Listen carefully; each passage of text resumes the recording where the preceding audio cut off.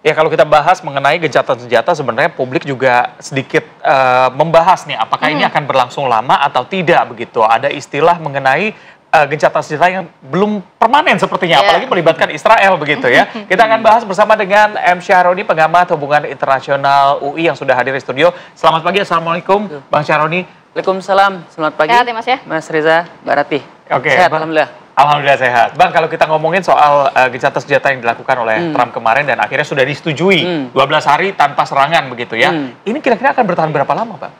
Oke, jadi memang kalau kita bicara gencatan senjata, itu kan cara negara untuk mendeeskalasi, mengakhiri pertempuran yang telah berlangsung 12 hari. Jadi ketika Trump menyatakan ceasefire berarti secara ofisial itu adalah perang 12 hari. Tidak ada setelah ini kan begitu. Itu harapannya Trump gitu kan. Dan ketika usaha untuk ceasefire itu disampaikan oleh Trump, dia sudah menyampaikan opsi-opsi ke para pihak begitu.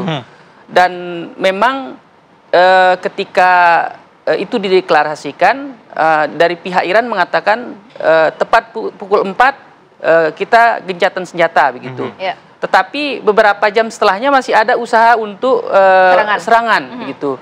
Makanya kan Trump agak kesel gitu kan. Jadi dalam beberapa jam akan ada ceasefire gitu. Tetapi sebelum lonceng gencatan senjata dimulai begitu, para pihak ini kayak mengeluarkan senjatanya begitu.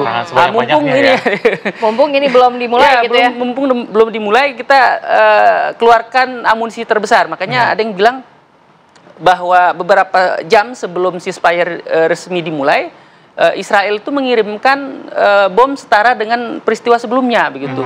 Artinya dia mengerahkan segenap kemampuan untuk menyerang sebelum ceasefire dimulai. Begitu. Nah, Bang Roni, kalau kita melihat terakhir serangan mungkin yang dilakukan oleh Iran ke military base dari Amerika Serikat di Qatar begitu ya, itu agak sedikit janggal karena pertama di 13 rudal yang diserang, tapi 14 rudal yang diserang, tapi 13-nya ini berhasil dicegat.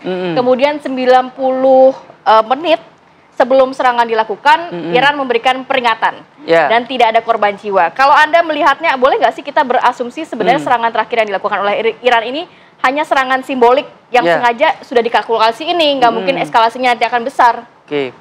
Ya, pertama tentu Iran ingin menjaga perasaan Qatar. Karena memang hubungan diplomatiknya. Ya, mereka memiliki hubungan dekat sejak lama begitu ya, sehingga kebetulan military base Al Udeid itu ada di wilayah Qatar, maka dia permisi dulu akan menyerang begitu. Ada informasi awal gitu. Kemudian ke Amerika juga ada pemberitahuan begitu.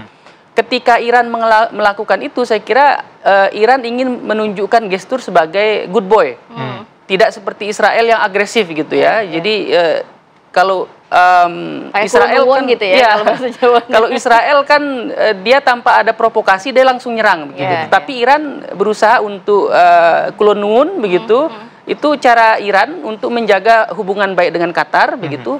Yang kedua tentu Iran juga ingin Amerika ini tidak berubah pikiran gitu. Tetap menjadikan Iran ini sebagai mitra yang bisa diajak dialog. Karena kalau misal gitu, kalau Iran menyerang konsulat atau konsulat Amerika atau kedutaan begitu, mungkin ceritanya beda gitu. Tapi kalau ini yang diserang adalah military base begitu dan ada pemberitahuan, sehingga bagi Trump sudah. Kalau sudah dihancurkan ya kita bangun lagi gitu. Artinya kerusakannya tidak begitu parah dari sisi diplomasi.